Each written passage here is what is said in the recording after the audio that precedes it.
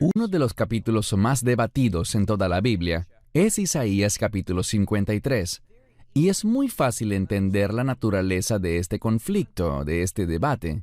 Algunos piensan que el siervo sufriente, y espero que todos ustedes estén conscientes de que en la profecía de Isaías se menciona a una persona a quien se le llama el siervo sufriente.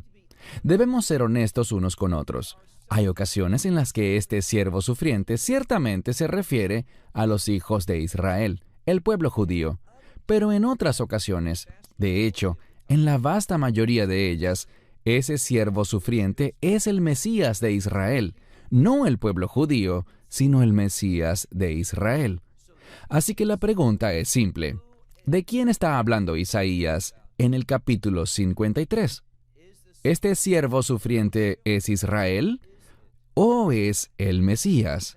Bien, la mayoría de las veces, si le preguntas a alguien que sea seguidor del judaísmo, especialmente del judaísmo ortodoxo, ellos te dirán que Isaías 53 no se refiere al Mesías, se refiere a los problemas del pueblo judío a lo largo de los siglos. Tengo en mi mano ahora mismo un comentario sobre el libro de Isaías. Y el comentario de Rashi se encuentra en este libro. Lo que él dice con respecto a todo el libro de Isaías, obviamente, incluyendo el capítulo 53.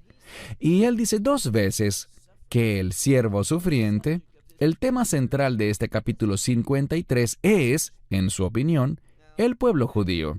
Esa es su prerrogativa, pero encontré algo muy peculiar al respecto.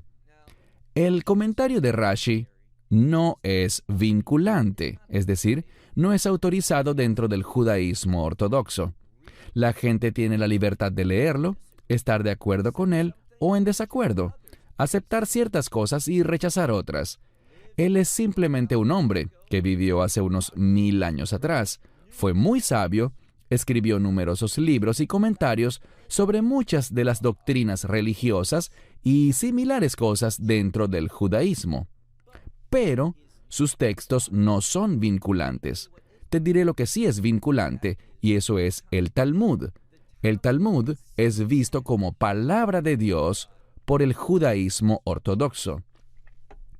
Y en una sección del Talmud llamado Masejet Sanhedrin, en la página 98, se presenta una discusión.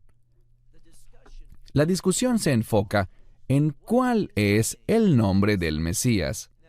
Si entiendes la naturaleza de la Gemara, una porción muy significativa del Talmud, sabrás que la Gemara plantea discusiones. Y el propósito de la Gemara es que tomemos todos los elementos de estas discusiones y que podamos llegar a una conclusión dentro de un mensaje. Y aquí, mientras ellos debaten el nombre del Mesías, y la pregunta no es cómo se llamará, sino que por el contrario, ¿cuál es su nombre en el sentido de su carácter? ¿Cuál es su carácter? ¿Qué hará el Mesías? ¿Cómo lo podemos entender? ¿Cómo lo podemos describir con certeza? Y lo interesante es lo siguiente. La discusión es: ¿quién es el Mesías? ¿Qué hará? ¿Cómo reconocerlo? E Isaías 53 se ofrece como evidencia profética y escritural para ayudarnos a entender al Mesías. En el Talmud no se afirma que Isaías 53 esté hablando del pueblo judío.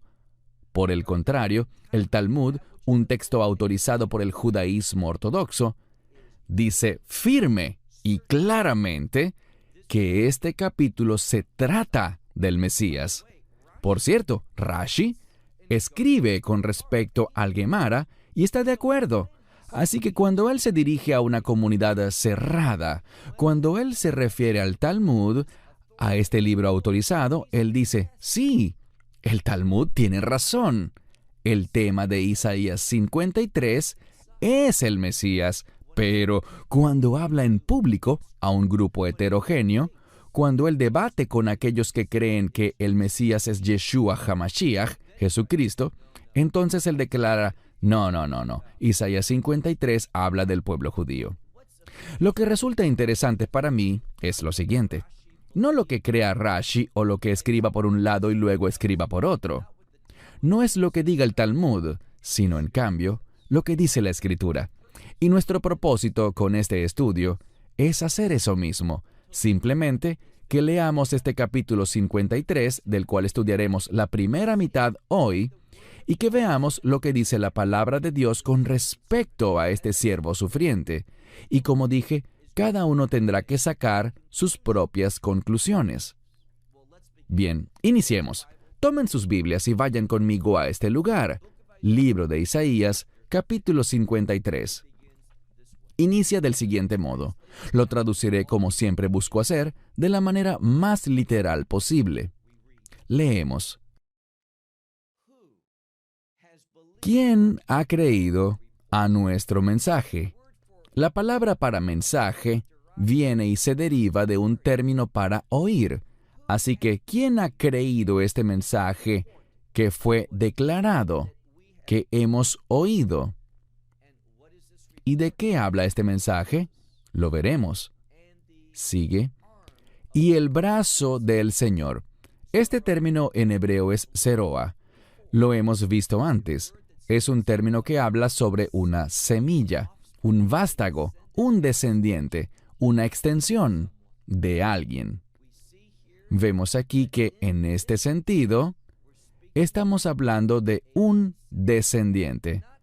No un brazo en ese sentido, sino que esta palabra, cuando se aplica a un brazo, a esta parte superior, implica un aspecto de sacrificio en sí misma. También sabemos que esta palabra se relaciona, como he dicho en otros estudios, también se relaciona con la Pascua y con ese Cordero de la Pascua. Así que una palabra muy importante y significativa en la profecía de Isaías. Así que el brazo, y lo traduciré como hace la mayoría, el brazo del Señor, esto significa, este que es una extensión, este que es un descendiente de Dios mismo. El Señor dice, ¿a quién ha sido Él revelado? Así que aquí estamos hablando sobre creer en uno que ha sido revelado. Este Zeroa Hashem, esta semilla, este vástago, este brazo sacrificial del Señor. Verso 2. Dice, y Él ha ascendido. Este término explica su manifestación, que Él ha sido visto, que ha habido un mensaje que ha salido de Él, según el cual Él ha sido manifestado, y luego vemos el término para definir una tierna planta bebé, un joven renuevo que ha brotado del suelo, y dice, Él ha ascendido como un renuevo tierno ante Él, es decir, ante el Señor, bajo el auspicio del Señor, como una raíz, en una tierra seca. Lo explico. El problema, esta palabra para planta significa una que toma sus nutrientes. Es saludable, pero el problema es el siguiente. Esta planta saludable está en medio de una tierra seca y árida. No es un buen lugar, no es suelo fértil. Y lo que el profeta nos dice simplemente es que este personaje, que es el tema central, este siervo sufriente, está en este mundo, pero el mundo no es adecuado, no responde, no es receptivo ante su presencia. Y por esta razón veremos que él sufrirá. Seguimos leyendo con respecto a esta persona y dice, Lo to'ar lo, que significa que él no tiene una descripción, es decir, no hay nada en su apariencia, al mirar su semblante, no hay nada que sea describible en el sentido de que tú pudieras recalcarlo, algo que recordarías, algo que cause impresión en ti. Luego dice, Veilo Hadar, Veinir Eihu, que no es glorioso en su apariencia, no es hermoso en su semblante, algo en lo que te fijaras, que al mirarlo reconocieras algo especial. Esto quiere decir que a pesar de que él es alguien especial, sabemos de quién habla, el siervo sufriente.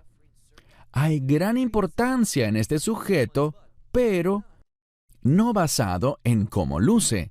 Su apariencia no es algo notable, algo que produjese un impacto. Su simple apariencia no llamará la atención de nuestras miradas. De hecho, dice, Veilo mar'ei veinech meidahu, que se traduce, no en un aspecto que nosotros desearíamos. Él no sería deseable por nosotros o por ninguna otra persona. Así que, de este punto de vista exterior, es de lo que el profeta está hablando. Y no hay nada único, nada hermoso, nada especial, nada tan deseable, simplemente en su apariencia natural. Nada por lo que la gente pueda reconocer lo singular que es y la misión tan importante que viene a cumplir. Así que, en cuanto a su físico, no hay nada llamativo que podamos destacar. Pasemos ahora al verso 3. El verso 3 dice que Él fue despreciado. Una palabra muy fuerte. Otra manera de interpretarla es que Él fue desechado por los demás. Así que fue despreciado, fue desechado por la gente. No había nada, como ya dijimos, que fuera deseable desde la perspectiva del mundo.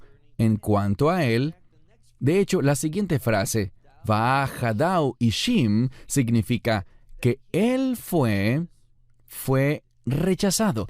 Él fue una persona para nada notable. De hecho, todo lo contrario. Era alguien que al mirarlo, la gente lo rechazaba. El texto está hablando de cómo sus caminos no son los caminos del mundo, que Él no encaja. Él no se siente en casa en este mundo. Él no pertenece a este lugar. De eso es de lo que se nos está hablando. Entonces se nos dice que Él no solo ha sido despreciado y rechazado, sino que además un varón, y luego tenemos la palabra para dolores en plural. Algunos lo traducen como sufrimientos, pero usualmente habla de un dolor físico. No es un dolor emocional, sino un dolor físico. Varón de dolores, uno que conoce y ha conocido la enfermedad. Esta es la palabra jolí, que significa enfermedades y también aflicciones. Este varón, quien quiera que sea, no responderemos esa pregunta en este momento, quien quiera que sea, no es nadie especial desde el punto de vista de su apariencia. El mundo no lo ve como alguien deseable, digno de notar, sino que en cambio ha sido despreciado. El mundo lo desecha, siente rechazo por él y ha conocido muy bien el dolor y también la enfermedad. Ahora, sobre este término para enfermedad, ¿de dónde proviene la enfermedad? Y la respuesta es del pecado. Él experimentará la consecuencia del pecado. Y sabemos algo.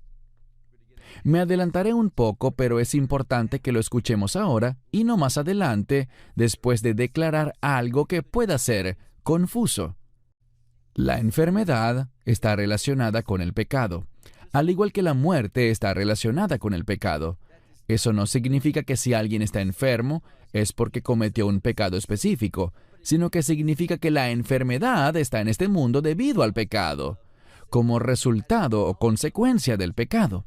Nadie que habitase en el jardín del Edén, antes de que se cometiera el primer pecado, se habría enfermado jamás. Había salud perfecta.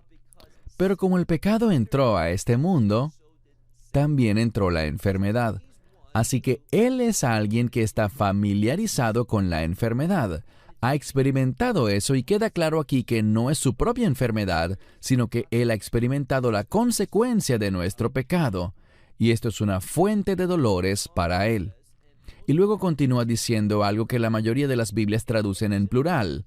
Nosotros, pero simplemente dice la palabra masder, que significa esconder.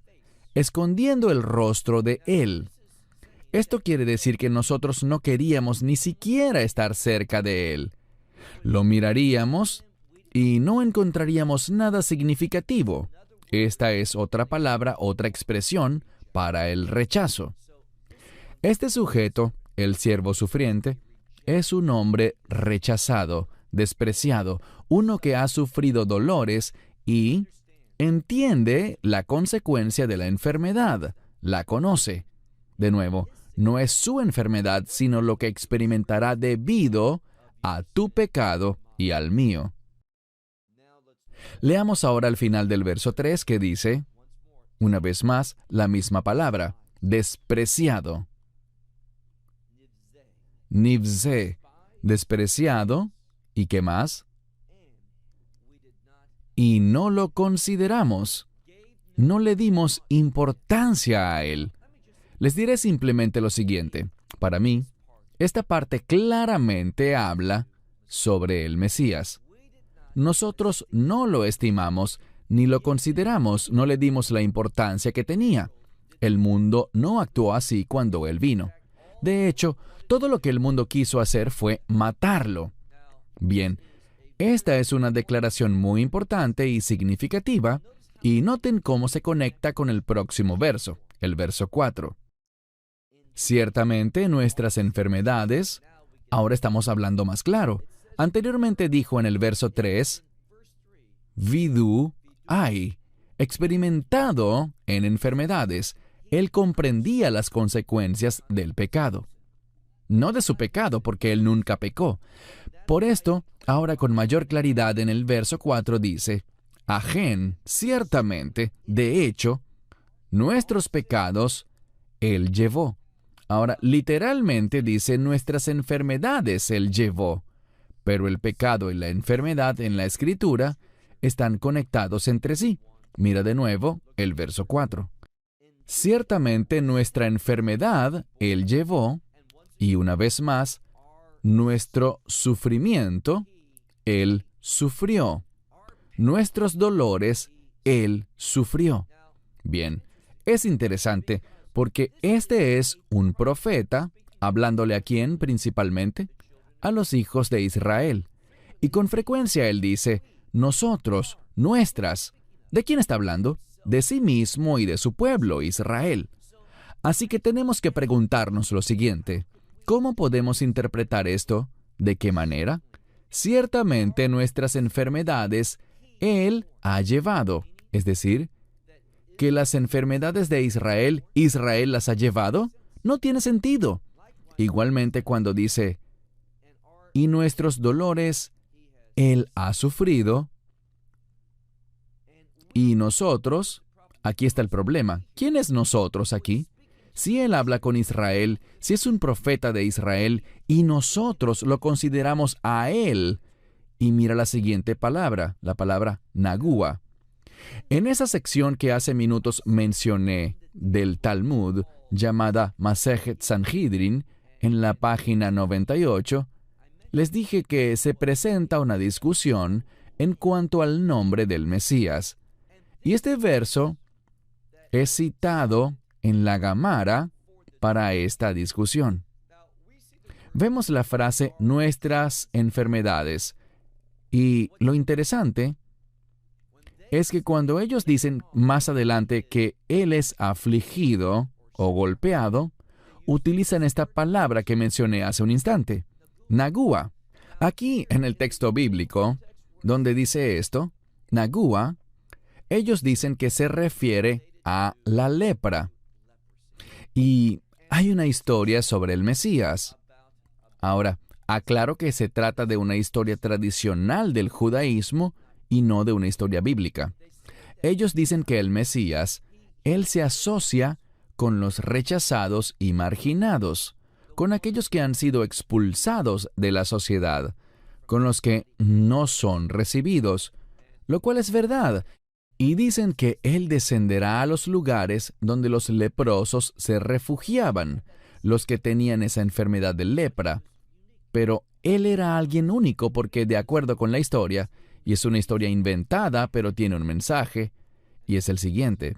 El mensaje es que él sería diferente a todos los demás leprosos porque él acudiría a ese lugar. ¿Y qué hacían normalmente los demás? Los leprosos se quitaban todas sus vendas, se las removían todas, se bañaban y se colocaban vendas nuevas. Pero hubo un leproso que hizo algo diferente, y fue que él se quitó una pequeña venda, se lavó allí y se puso una venda nueva.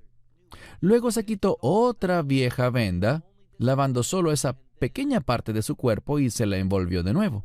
Es decir, que nunca se expuso por completo, porque si lo hacía, todos notarían que él no estaba enfermo de lepra. Él simplemente estaba allí para acompañar a los demás, para sufrir con ellos.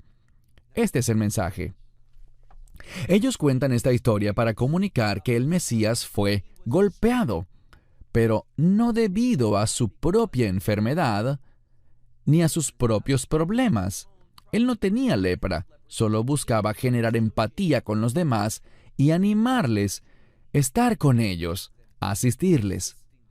¿No es interesante que ellos entendieran que ese sería el papel del Mesías?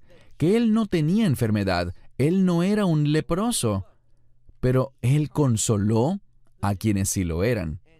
Y lo dicen con respecto a este verso, porque nosotros lo consideramos como un leproso, golpeado con lepra, uno que fue aplastado por Dios y afligido. Así es como ellos lo consideraban. Esa era su perspectiva de él, que él sería quebrantado, que él sería afligido por Dios. Ahora, ¿de qué creen que este texto habla? Esto habla de dos cosas. Una de ellas es cuando él sufrió sobre la cruz. Y el mensaje que nos deja esta historia es que él no sufrió en la cruz por su propia culpa, sino que él fue golpeado en la cruz, fue afligido, pero era inocente de pecado. Él no estaba haciendo eso por su bien, sino que lo hacía por ti y por mí. Por eso se le conoce como el siervo sufriente. Él es inocente, él no estaba enfermo, él no pecó, pero fue golpeado y sufrió por el bien de los demás. Ahora leamos el verso 5. Hablando más sobre él, dice, él, y la mayoría de las Biblias dirá herido o traspasado. Pero ¿saben cuál es el origen literal de la palabra? La raíz es de la cual obtenemos el término profano, es decir, que este que es inocente de pecado se hizo pecado por nosotros. ¿Qué quiero decir? Dios colocó sobre él, y es lo que dice la Biblia, los pecados de todo el mundo. Él sufrió ese castigo. Es lo que significa que él fue herido, traspasado o que fue profanado. Él se volvió pecado por nosotros, este que nunca pecó, este que era inocente. Así que dice, mira de nuevo el verso 5.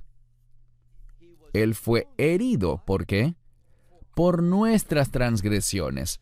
Ahora, si el sujeto del cual se habla fuese Israel, ¿cómo pudo Israel haber sido herido por los propios pecados de Israel? No tiene sentido, no tiene conexión con el contexto y el relato de Isaías 53. Esto por naturaleza exige que cuando dice que Él, por nosotros, por nuestras transgresiones, tiene que estar hablando de alguien más. ¿De quién? No es Israel, sino el Mesías. Así que leemos. Él fue herido, traspasado, profanado por causa de nuestras transgresiones.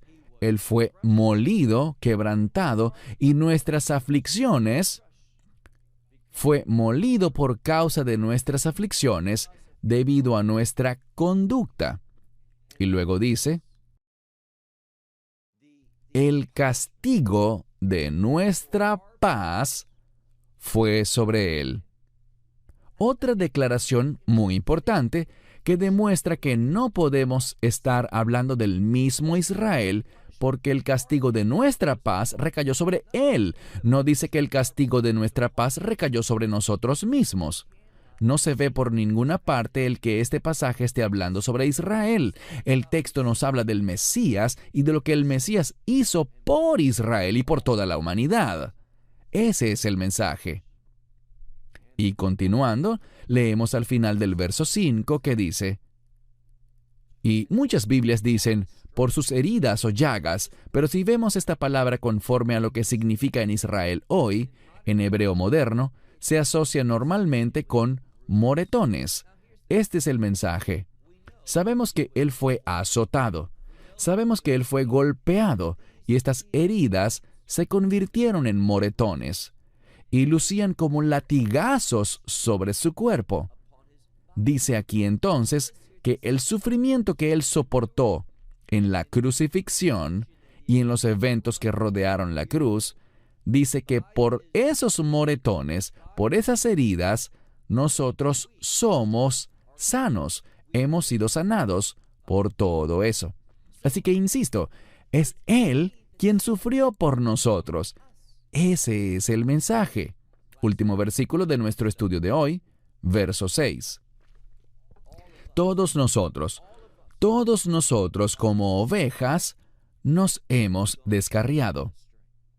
Ahora, el Mesías no cometió pecado. El Mesías es perfecto. Así que de ninguna manera, esta escritura, cuando dice nosotros no podemos sufrir por nuestro propio pecado. Nosotros somos los que nos hemos descarriado. Así que dice, todos nosotros como ovejas nos hemos descarriado. Todo hombre, por su camino, se ha ido. Así que todos nosotros nos hemos ido, nos hemos apartado por nuestro propio camino. Y el Señor, debido a nuestra culpa, así es como concluye este sexto verso, debido a nuestra culpa, es lo que dice, el Señor le ha infligido a él. Es el término lifgoa, un término que significa golpear algo, causar una herida. Está descrito como acción, haciendo esto. Así que dice aquí, y puedes traducirlo como la mayoría de las Biblias lo hace, y el Señor cargó sobre él la iniquidad de todos nosotros. La única manera como uno pudiera sufrir por el pecado y que se produjese un resultado positivo era esta, que aquel que sufriera fuese inocente. Por esto aprendemos de la Torá que un animal, antes de ser ofrecido, tenía que ser inspeccionado para asegurarse que no tuviese imperfecciones, que no tuviese defectos o algún problema. Animales imperfectos no podían ofrecerse. Y el Mesías, si hubiera pecado, no habría sido el Mesías, no hubiese podido completar la obra, ni hubiera logrado producir que el castigo recayese sobre sí de una manera que tuviese un efecto positivo en todos los demás. Verán, si sufrimos por nuestro propio pecado, nuestro sufrimiento es totalmente merecido, es una consecuencia, un castigo merecido. Solo cuando alguien es inocente, entonces ese sufrimiento puede ser imputado y beneficiar a alguien más. Esto es lo que nos dice la Escritura.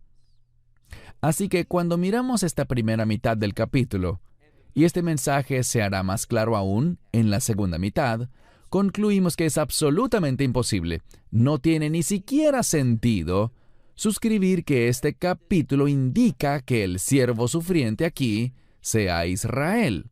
No, tenemos un siervo sufriente diferente que no es Israel, es el Mesías, quien sufrió por el bien de Israel y, como dijimos, por toda persona judía y gentil por igual, que reciba su obra, entendiendo lo que Él hizo por nosotros. Y cerraré con lo siguiente. Cuando miramos esta sección, vemos claramente que esta persona ha sufrido por el bien de otros, no por su propio pecado, sino por el pecado de otros. Queda claro que esta profecía es mesiánica, y también queda claro, por lo que hemos visto hoy, que esto describe al Mesías y lo que atravesó especialmente sobre la cruz, cuando Dios cargó los pecados del mundo sobre Él con el fin de que Él recibiera el castigo y nosotros recibiésemos paz con Dios.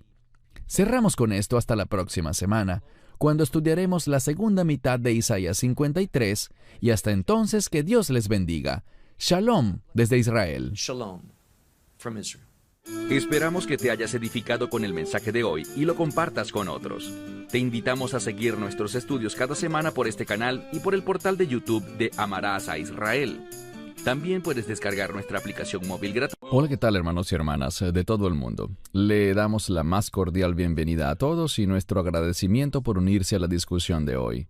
Como siempre, te damos la bienvenida, Baruch. ¿Cómo estás? Shalom, Cristian. Gracias a Dios, todo marcha bien. Qué bueno, maravilloso escucharlo. Y de nuevo, hermanos y hermanas, este video estará siendo traducido al español, así que verán algunos textos en pantalla, tanto en inglés como en español también, para facilitar la lectura a nuestra audiencia hispanoparlante. Baruch, no quiero decir que este sea un tema controversial, pero ciertamente es un tema muy debatido en la actualidad, con respecto a si las mujeres deberían ser pastoras, ancianas o maestras en la iglesia. ¿Qué puedes comentar? Creo, al igual que tú, que no debería ser un tema controversial. Lo es para mucha gente, pero no deberíamos mezclar nuestros deseos o emociones con nuestra interpretación de la Biblia, sino que debemos ver lo que dice la Escritura y someternos a ello, entendiendo que Dios es la autoridad. Su palabra es muy clara cuando dice que la mujer no debe enseñar o ejercer autoridad sobre el hombre, y estamos hablando de esto dentro de la casa de Dios. No estamos hablando de asuntos seculares, sino únicamente en asuntos bíblicos, relacionados con la enseñanza y la predicación dentro de un servicio. Eso no impide que la mujer pueda enseñar a otras mujeres, pero la Biblia es muy clara y Dios da razones. Estoy seguro que mencionaremos varias de ellas cuando leamos el texto bíblico. Pero a la palabra de Dios no le hace falta claridad en cuanto a lo que dice sobre este asunto particular. Amén. Gracias, Baruch. Así que, como siempre, compartiré mi pantalla para dar inicio al programa de hoy. Muy bien. Lo primero que queremos mencionar es que nada de esto tiene como fin, como una pequeña minoría podría interpretarlo, el crear un video sexista o machista, chauvinista, sino que por el contrario queremos dejar en claro que honramos a la mujer y al rol que ella juega en la familia, así como su rol en ciertas partes del ministerio también dentro del marco bíblico. De hecho, existen mujeres en la Biblia que fueron maravillosas y vemos sus nombres en pantalla, y debemos admirarlas por las distintas obras que hicieron. Mujeres como María, Ruth, Raquel, Ana, Miriam, Sara, Priscila, Débora, Esther.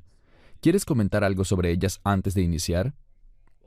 En este momento estoy grabando enseñanzas del libro de Romanos, y Rivka o Rebeca es mencionada, y sabemos que Dios le habló a ella y no a Isaac con respecto a una verdad profética. Así que quiero afirmar justo lo que has dicho. Dios usa a las mujeres de una manera poderosa y maravillosa. Esto no es sexismo ni exaltar a un género sobre el otro, sino que Dios ha hecho a ambos distintos. Existen llamados y roles diferentes que Él le ha dado al hombre y a la mujer, y debemos afirmar la diversidad y las particularidades, porque nos complementamos unos a otros. Así que este es un gran ejemplo, y diré algo más. No existe un solo ejemplo en la Escritura de una mujer que sea pastora o maestra por encima de los hombres. Cuando avancemos más en este video, hablaremos sobre una mujer que muchas veces la gente saca a relucir.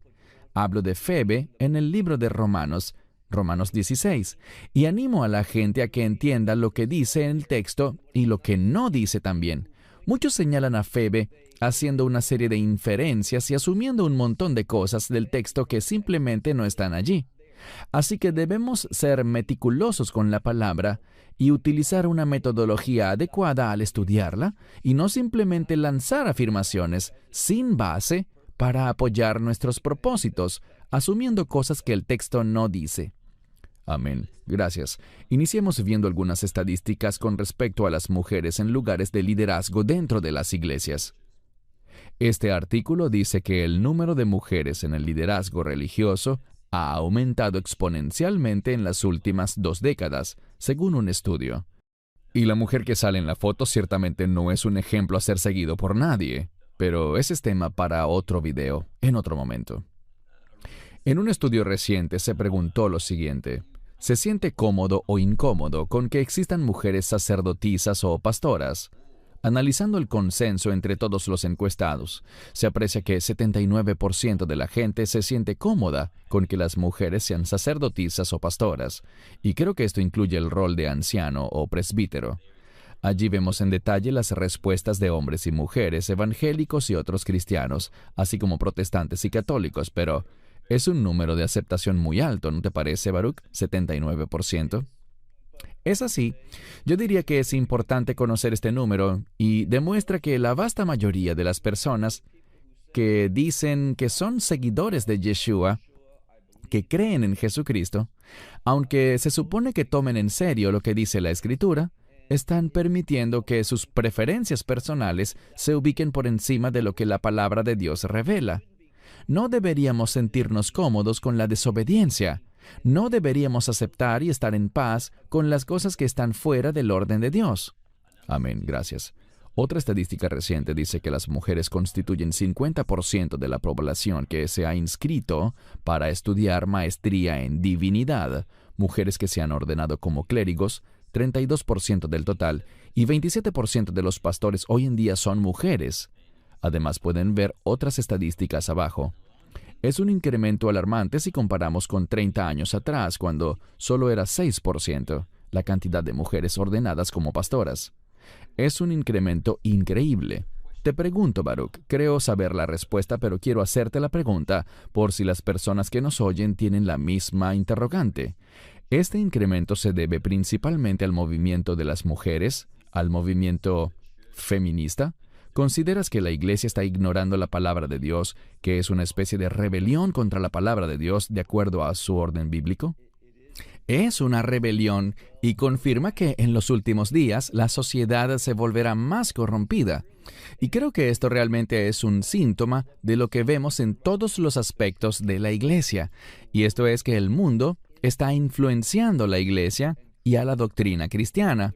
En vez de que la verdadera doctrina cristiana, la verdadera revelación bíblica, impacte al mundo. En vez de ser nosotros quienes cambiamos al mundo, el mundo está cambiando la posición de los creyentes, cómo practican su fe, lo que ellos consideran adecuado y cómo interpretan la Escritura. Permiten que factores externos básicamente sobreescriban lo que debería ser la simple interpretación del texto bíblico. Amén, gracias. Ahora, ¿qué dice la Biblia? Siempre tenemos que buscar la única fuente de verdad con la que efectivamente contamos. Antes de avanzar y revisar varios textos importantes, Baruch, creo que la pregunta que tengo y que otras personas me han hecho también es que podemos ver a las mujeres desde un lado del espectro, pero ¿qué pasa con los hombres en el mundo entero? Pues muchos hombres, no todos, pero muchos no están dando el paso al frente como deberían bíblicamente, ni en la iglesia, ni en el hogar. ¿Cuál es tu opinión? Sí, desafortunadamente creo que es un factor crítico y se trata de padres ausentes en muchos hogares. Esposos que no están tomando en serio su rol y su responsabilidad en el hogar o en la casa de Dios, en la iglesia local. Eso crea un vacío y la gente con frecuencia busca llenar eso en vez de esperar en el Señor, orar y dejar que Dios provea, de acuerdo a su palabra, un liderazgo santo. No quiero decir con esto que las mujeres no sean santas y que no tengan un rol importante que jugar dentro de la casa de Dios, pues sí lo tienen. De hecho, muchas veces hemos visto en la Escritura que hay mujeres que realmente son las que dirigen su hogar y han dirigido al pueblo de Dios. Por ejemplo, en el libro del Éxodo, leemos que cuando se trata de Moisés, su madre es quien se destaca. Cuando vemos a Dios iniciando su mover en Egipto, Dios estaba en silencio, por así decirlo, hasta que el pueblo clamó Y fueron las parteras hebreas, estas mujeres que demostraron que su temor a Dios era mayor a su temor al faraón, quienes despertaron, ellas fueron quienes despertaron la actividad de Dios una vez más. He dicho muchas veces que cuando la mujer aparece en el rol protagónico dentro de un texto bíblico, los eruditos señalan que usualmente cuando eso pasa, sucede un cambio de contexto hacia el concepto de redención. Así que las mujeres juegan un rol muy importante. Dios usa a las mujeres poderosamente, pero insisto, tenemos que dejar claro que existen ciertos roles que son adecuados y ciertos roles que no lo son. Y todo se resume en la sumisión. Realmente el problema que estamos tocando lo vemos en el jardín del Edén, porque el texto dice en Génesis capítulo 3 que cuando la mujer, y probablemente tengas preparado un versículo para leer en cuanto a este asunto específico, cuando la mujer fue engañada, el hombre estaba allí con ella, y es enfático en el texto el hecho de que él está allí con ella. Él eludió su responsabilidad. No lo vemos decir, Dios nos prohibió hacer eso.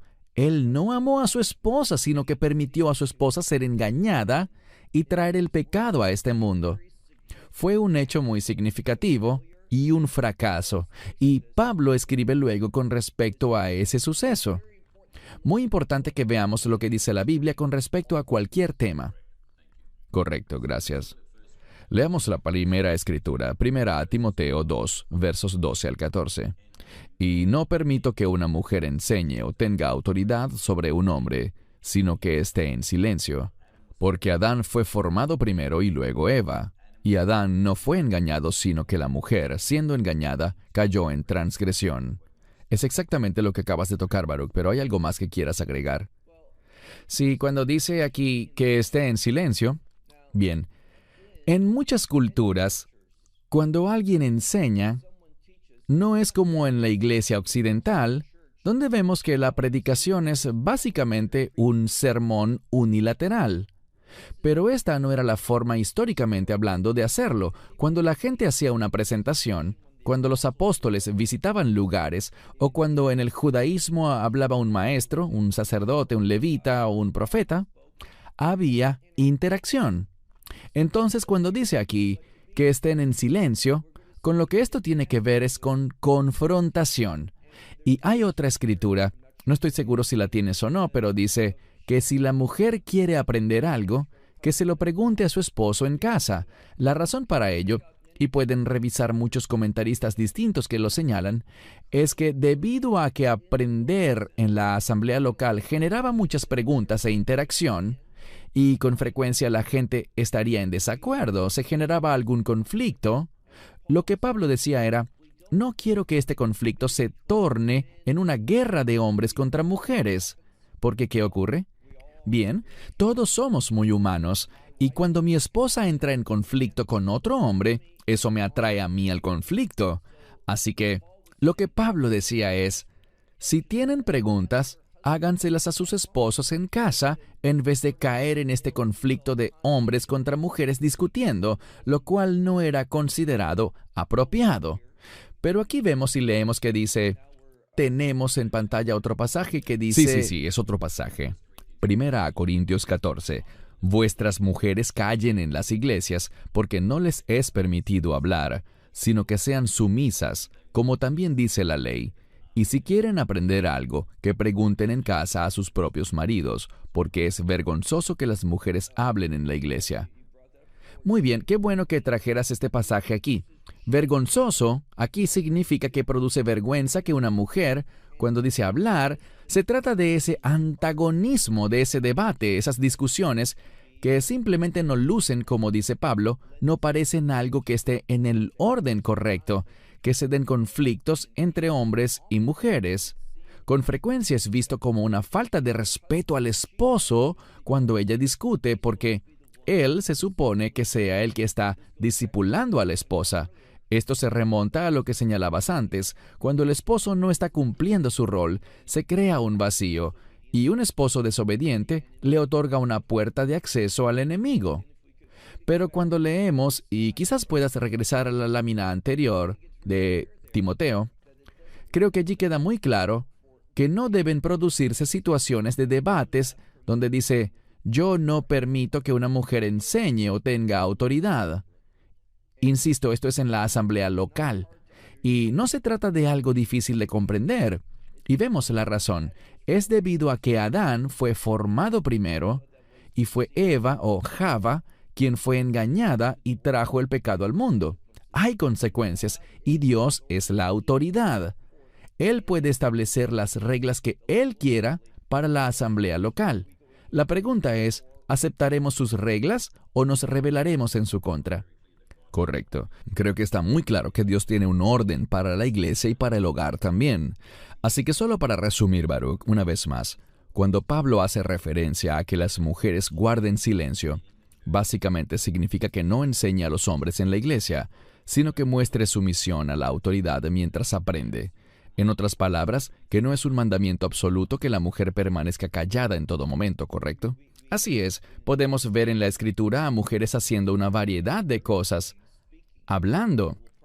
Vamos a ver hoy probablemente que hubo mujeres profetas, por ejemplo, y no solo hablamos de ejemplos en el Antiguo Testamento, sino de las asambleas locales, la congregación de creyentes, como se ve en el libro de Hechos, con mujeres que le profetizaron a Pablo sobre un asunto que estaba por ocurrir. Así que, ese silencio no es realmente prohibirles hablar, sino que quiere decir que no tomen el rol de maestro, ni se pongan a discutir con este hombre cuando esté enseñando. Es algo que generaría un gran conflicto en la iglesia local. Y Pablo está dando, bajo instrucción del Espíritu Santo, una exhortación sobre cómo cumplir unas normas que permitan que las cosas funcionen decentemente y con orden en la iglesia local. Amén, gracias. Ahora, antes de entrar a esta sección de mujeres profetas en la Biblia, creo, Baruch, que hay una pregunta que la gente regularmente formula o simplemente algo que declaran de manera general. Y es que usualmente ven esas escrituras que acabamos de ver y dicen, oh, eso era solo para aquellos tiempos, era solo relevante para la época de los apóstoles, era una cultura distinta en ese momento y ya no aplica para nosotros. ¿Qué puedes responder ante eso? Sí, desafortunadamente es el mismo tipo de comentarios que me llegan a mí también. Y lo que debemos comprender es que la cultura no cambia la palabra de Dios. El tiempo no cambia la palabra de Dios. Así que no le permitamos a nuestras circunstancias o situaciones que nos digan, bueno, como los tiempos cambiaron, ya no obedecemos esto. Esto desencadenaría un montón de problemas complicados, pues vemos el mismo tipo de argumentos al hablar, por ejemplo, de la moralidad sexual. ¿Sabes? Eso ha sido desafiado, la perversión sexual y otros temas. La gente en la iglesia está aceptando ciertas cosas que están claramente por fuera de lo que la ley, y me refiero a los mandamientos de Dios, tanto los del Antiguo como los del Nuevo Testamento, lo que ellos dicen. Pero hoy en día hay denominaciones que aceptan tales cosas y es vergonzoso. No existe otra manera de decirlo. Igualmente con este asunto, la cultura, la época, todas esas cosas no pueden generar una comprensión distinta del texto bíblico. Gracias, solo quería que aclararas eso y estoy 100% de acuerdo contigo. Gracias por tu respuesta. La etiqueta profetisa o mujer profeta se atribuye a 5 mujeres en el Antiguo Testamento: Miriam, Débora, Hulda, Noadías y la profetisa en Isaías. Pero, ¿cuál es tu visión de ese rol en el Antiguo Testamento? Y quisiera mencionar a las del Nuevo Testamento de una vez. Ellas son Ana, a quien Lucas presenta como una mujer profeta, y vaya referencia vemos allí como el profeta Simeón, a quien se menciona a la par de ella en Lucas 2:25 al 27. Ana es guiada por el Espíritu Santo para hablar sobre Jesús a todos los que esperaban la redención en Jerusalén. ¿Cuál es tu opinión, Baruch, con el rol de la mujer como profetisa en la Biblia y en la actualidad? Bueno, 2 cosas. En primer lugar, los profetas y predicadores tienen funciones distintas, calificaciones distintas y demás. En segundo lugar, cuando hablamos sobre profetas en general, debemos ver lo que dice la palabra de Dios sobre el rol de los profetas hoy en día y qué implica ese don. Sabemos que hay diferencias. Por ejemplo, los profetas del Antiguo Testamento recibían el mensaje de Dios, lo comunicaban y también eran inspirados a escribir textos. Ellos hablaban de manera perfecta, así que cada profeta verdadero comunica exactamente el mensaje que Dios le da. Es verídico y es 100% inspirado, y su precisión es perfectamente acertada. Hoy en día, cuando hablamos de los profetas del Nuevo Testamento, no vemos a personas que hayan recibido revelación que se haya convertido en escrituras, sino que, en cambio, vemos que un profeta es alguien capaz de tomar la revelación de las escrituras y aplicarla, declararla para una situación determinada. Muy distinto. Ahora, quiero enfocarme realmente con el centro de tu pregunta, y es este: que Dios usa a las mujeres. Alabado sea Dios por eso. Las mujeres son excepcionalmente talentosas y llenas de dones, y han sido usadas por Dios de muchísimas formas, como los ejemplos que has mencionado. Pero debemos tener cuidado y no confundirnos. Te daré un ejemplo. Existe una mujer, probablemente una de las maestras de la Biblia más populares, y uso ese término muy ligeramente. Les daré detalles de por qué en un momento. Pero me estoy refiriendo a Beth Moore, y creo que es importante en ocasiones señalar a las personas por su nombre. Beth Moore se justifica a sí misma, y ella en efecto ha predicado sermones, los sube a sus redes sociales personales. Estoy predicando hoy, dice ella, en medio de mensajes que ha dado en la iglesia de Andy Stanley. Y él dice: hoy tenemos como invitada para predicar a Beth Moore, así que vengan y óiganla. Así que él acepta y promueve esto. Y ella afirma que Dios la ha llamado, pero Dios nunca llamará a alguien para que haga algo que no esté de acuerdo con las Escrituras. Y luego, escuchando su razonamiento exegético para esto, ella alude a Juan 4, con la mujer en el pozo, y dice: ella le dijo a la gente sobre Jesús, pero es que no hay prohibición para que las mujeres compartan su fe, compartan el Evangelio con otros hombres. Esto no lo prohíbe la Escritura. Lo incorrecto es hacerlo formalmente dentro de una iglesia local, como una maestra o como una predicadora con autoridad, ser ordenada y aprobada por esa congregación como su líder espiritual. Así que está confundiendo los hechos. Nadie ha dicho que una mujer no puede compartir su fe con cualquier persona, hombre o mujer, a quien Dios la dirija a hacerlo. Da igual, también ella menciona a Febe como predicadora, pero en ningún lado, si te fijas, y les invito a que tomen sus Biblias y vayan a Romanos capítulo 16, versos 1 y 2. Ella es llamada ayudante. Tiene gran valor dentro de la iglesia local y para Pablo mismo, pero ella nunca fue llamada pastora o maestra o predicadora. Lo mismo cuando vemos a otras mujeres en la Biblia. Así que, cuando lo analizamos bíblicamente, estos razonamientos y estos cambios que la iglesia está haciendo no son bíblicamente sanos ni correctos. Así es, Baruch, y es interesante que hayas mencionado los nombres de Andy Stanley y Beth Moore. Y quiero decir, siempre recuerdo ese dicho que dice: cada oveja con su pareja. Incluso este otro blasfemo y falso maestro, Stephen Furtick, de Elevation Church, no hace mucho se dirigió a su congregación diciendo: todos debieron haber hecho algo muy bueno hoy porque hoy tienen la mejor maestra de la Biblia del mundo entero, Joyce Meyer. Y sabes, es asombroso ver cómo la gente realmente no le presta atención a la Escritura y al orden de Dios para la iglesia. Vamos a avanzar. Creo que es igual de importante y me gusta tener un balance siempre. Así que me parece oportuno compartir una serie de mensajes significativos para los hombres también. Creo que es muy necesario. Efesios 5, 25 al 28. Maridos, amad a vuestras mujeres, así como Cristo amó a la iglesia y se entregó a sí mismo por ella, para santificarla y limpiarla en el lavamiento de agua por la palabra, para presentársela a sí mismo, una iglesia gloriosa, que no tuviese mancha ni arruga ni cosa semejante, sino que fuera santa y sin mancha. Así los maridos deben amar a sus propias mujeres como a sus propios cuerpos. El que ama a su mujer, se ama a sí mismo. Antes de darte la palabra, Baruch, quería asegurarme de tener un balance aquí, porque tristemente, algunos hombres no tienen ese balance y simplemente dan la espalda. se consideran súper espirituales y realmente a veces tratan mal a sus mujeres porque les dicen tienen que someterse. Esto no se trata de alguna especie de secta islámica, donde se te permite tratar mal a tu esposa irrespetuosamente. Y por eso esta escritura y otras más, tengo un par de textos que quiero que leamos y que son de gran importancia para todos los hombres. Pero tienes la palabra, Baruch.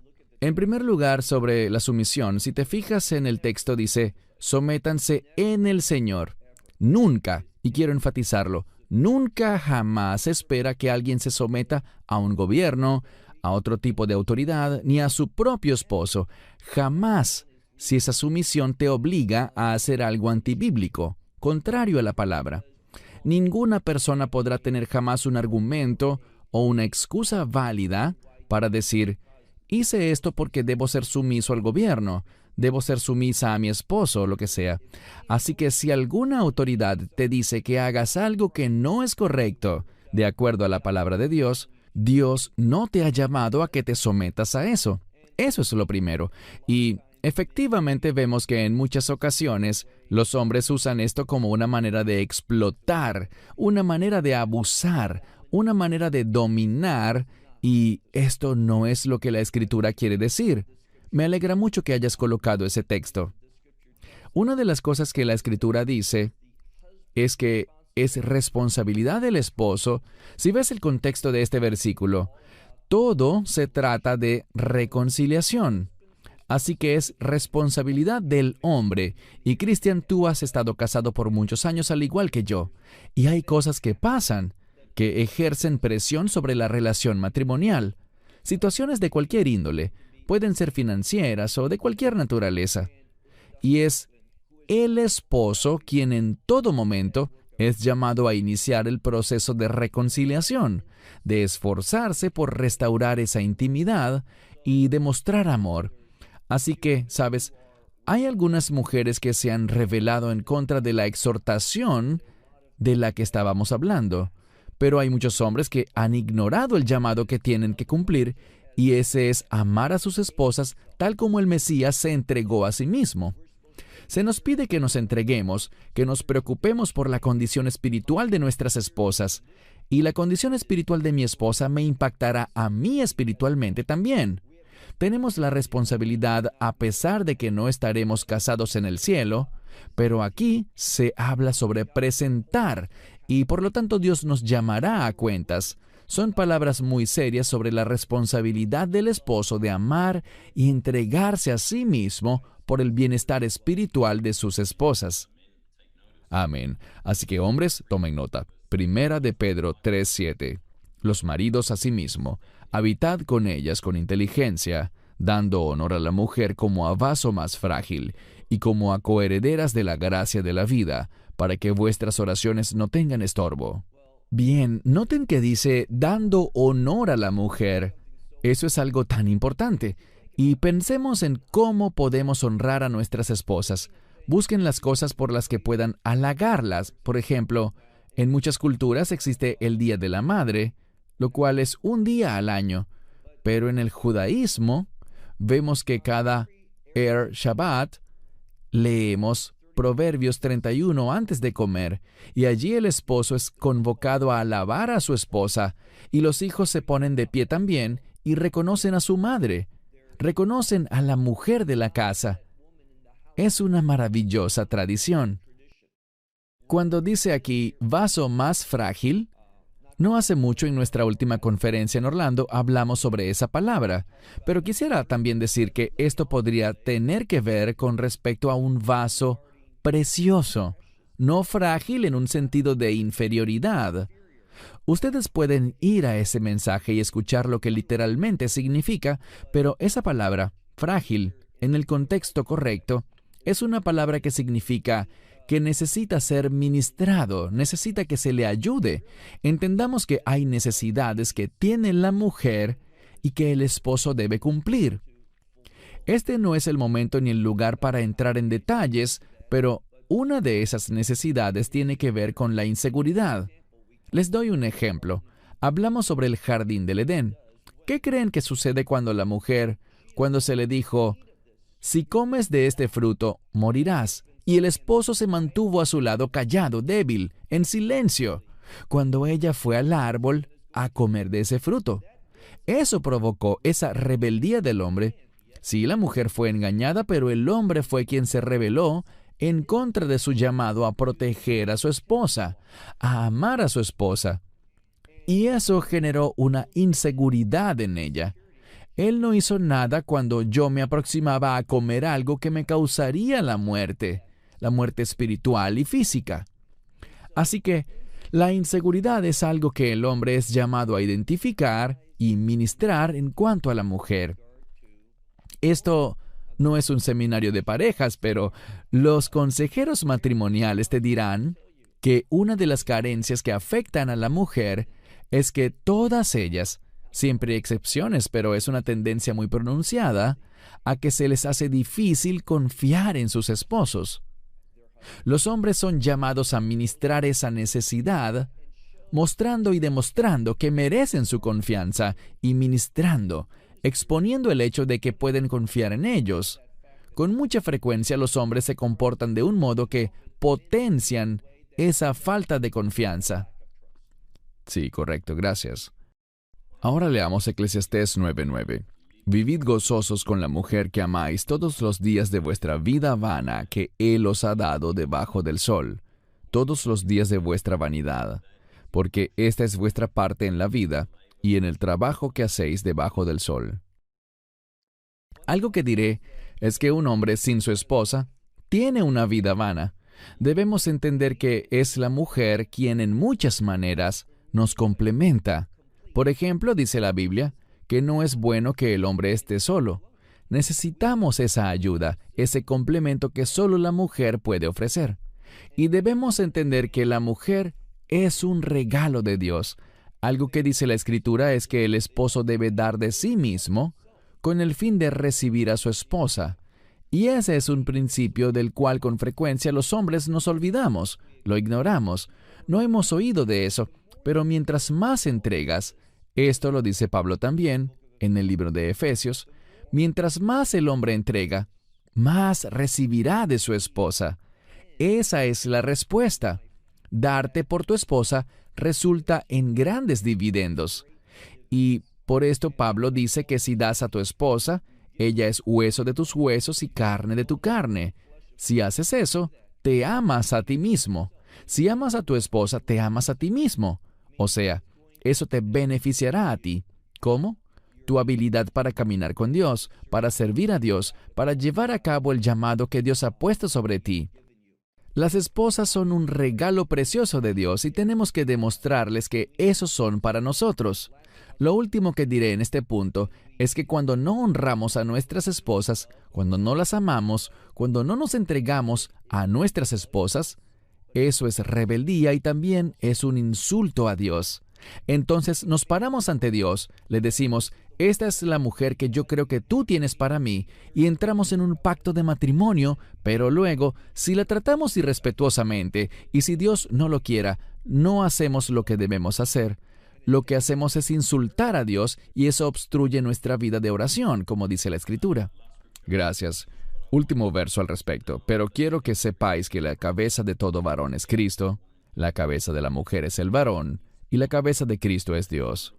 Y quisiera agregar este pequeño dibujo, solo para simplificar, ya que a veces los gráficos ayudan mucho. Vemos a Cristo como la cabeza del hombre, quien tiene como roles principales proteger, liderar y proveer para su familia. Luego la esposa con el rol de consolar, enseñar y nutrir. Los niños, muy importante, deben amar y obedecer a sus padres. Ese es el orden bíblico para la familia. ¿Algún comentario? Sí, creo que es un diagrama muy útil. Cuando recitamos el Shema en la mañana y en la noche, nos insta a enseñar diligentemente a nuestros hijos e impartir sobre nuestros hijos. Y es genial hacer esto de un modo familiar, impartir sobre ellos la revelación de Dios. Y mientras más uno invierte de la palabra de Dios en su familia, más recibiremos grandes dividendos y se producirá mayor unión familiar. La palabra de Dios, la verdad, produce unidad, y hay un orden que Dios ha establecido, y todos somos llamados, esa es la gran enseñanza aquí, todos somos llamados a demostrar sujeción.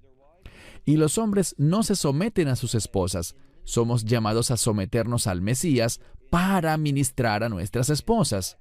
Si no lo hacemos así, caemos en rebeldía, y ese es el estado de muchos hogares, y esa rebeldía es una invitación al enemigo para que entre al hogar e instale una fortaleza allí, desde la cual tendrá derecho de atacar a esa familia. Eso es muy frecuente hoy gracias a la rebeldía en obedecer el orden que Dios ha revelado por este diagrama que vemos aquí. Amén, gracias. Bien, antes de enviar un mensaje final a los hombres con respecto a que deben asumir los papeles que Dios ha establecido para ellos en el hogar y en la iglesia, quisiera resumir, Baruch, que existen muchos roles para las mujeres que pueden desarrollar dentro de la iglesia, pero los papeles que una mujer no puede cumplir en una iglesia son los que tienen que ver con la enseñanza, el pastorado, ser ancianas o ejercer autoridad sobre los hombres. ¿Sería este un resumen correcto? Sí, bien dicho. ¿Tienes alguna palabra o mensaje final para los hombres para que asuman los roles que Dios ha diseñado para ellos tanto en casa como en la iglesia? Muy brevemente, cuando nos sometemos a lo que Dios nos instruye y ordena, eso trae su presencia de una manera más fuerte hacia nuestra situación. Así que, si quiero la ayuda de Dios en el área que sea, a veces ni siquiera sé en qué necesitaré la ayuda de Dios. Yo no sé lo que pasará mañana. En lo que realmente necesitaré que Dios se mueva y haga un milagro, en aquello que ocurrirá mañana. Pero si soy fiel a lo que Dios me ha ordenado hacer, si me someto a los mandamientos de Dios en todo sentido, como esposo, como padre, eso atraerá la unción de Dios, su presencia a nuestra vida, a nuestra familia, a nuestra situación. Y eso libera, hemos visto esto, que hay ángeles ministradores. Eso libera la presencia de Dios por medio de esos ángeles para que protejan a nuestros hijos, que asistan a nuestra familia. No sabemos ni podemos ver siempre la influencia y la actividad demoníaca que nos rodea. Con esa actividad demoníaca también hay actividad angelical, y por lo tanto, es la obediencia la que produce una acción celestial mayor dentro de nuestras circunstancias. Y por eso es tan importante respetar el orden de Dios, someternos a las instrucciones que Dios nos da. Eso es lo que fomentará su actividad en nuestra familia, en cada aspecto de nuestra familia. Cuando nos rebelamos, estamos rechazando la actividad de Dios. No es que estemos desafiando su soberanía, es que Él ha establecido leyes espirituales sobre cómo responderá a nuestra conducta. Amén. Hermanos y hermanas, si tienen preguntas o comentarios, escríbanlos a australasia@loveisrael.org. Sus comentarios y preguntas siempre son bienvenidos. Quiero decir a título personal que la vasta mayoría de los comentarios que recibimos y las preguntas que han sido recibidas son muy positivas. Les agradecemos por ellas. Hay otras personas que simplemente no están de acuerdo con nuestros puntos de vista y los respetamos porque han sido mensajes respetuosos que no contienen palabras groseras o inapropiadas. A los que son así, ni les prestamos atención. Pero en conclusión, les animamos a que sigan escribiéndonos y nos compartan sus opiniones. Si no se han suscrito, háganlo por favor y denle también me gusta a estos videos. Gracias por tu tiempo, Baruch. Ha sido de bendición. Espero que se hayan aclarado dudas y zonas grises en las que algunos se podían encontrar. A mí ciertamente me ha bendecido. Así que, ¿alguna palabra de cierre, Baruch?